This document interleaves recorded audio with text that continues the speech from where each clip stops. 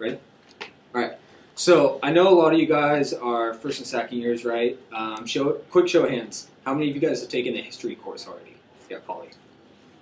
Okay, about half. That's what I figured. So you guys are all going to get a small history lesson today. I promise it'll be quick. Today I want to talk about a cultural artifact called the Hiawatha Belt. And the Hiawatha Belt is a representation of multiple different Native American nations, which two of them represent my Native American heritage. So to begin, I want to explain what each square and everything represents, as well as what the nations themselves represent on the belt. So to start, what's easier for you guys to see real quick? This one or this one for everyone? Everyone can see that one? Okay. So starting here on the left is the Seneca Nation.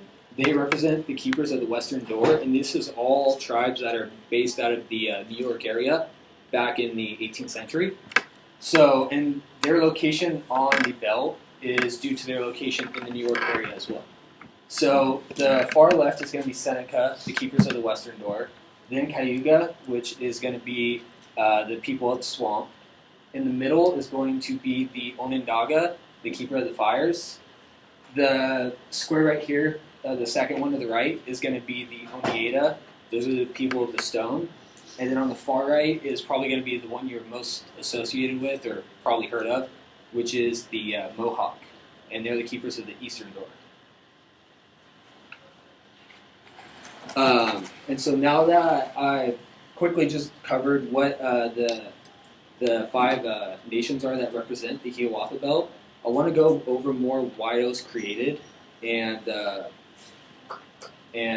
meaning behind the colors and the beads. So the creation of the Hiawatha Belt was back in the 18th century. That's when this one was created. This is the one that's back in the capital of Onondaga. But the actual creation dates back as far as 1400 AD. It's speculation right now. No one really knows when it was originally created.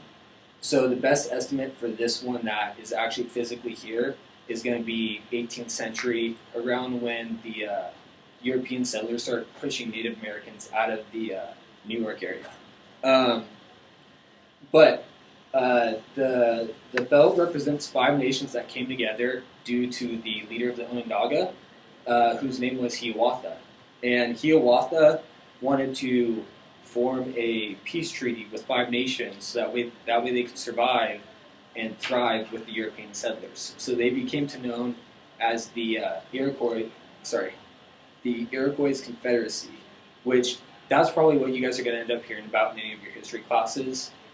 Everything else is kind of after the fact. But the purple beads represent the universe and the sky around everyone, and then the white beads represent the purity and goodness within all of us. And so this means a lot to me because I try and live my life on that model of purity and goodness. You don't want to be mean to others. You want to do to others what you want done to yourself. And so to wrap things up, the aim of this belt was to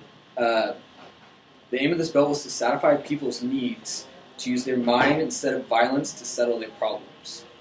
And that hits home to me because I think that's something that not only I try to do, but I think many countries and nations across this world right now could benefit from that same mindset.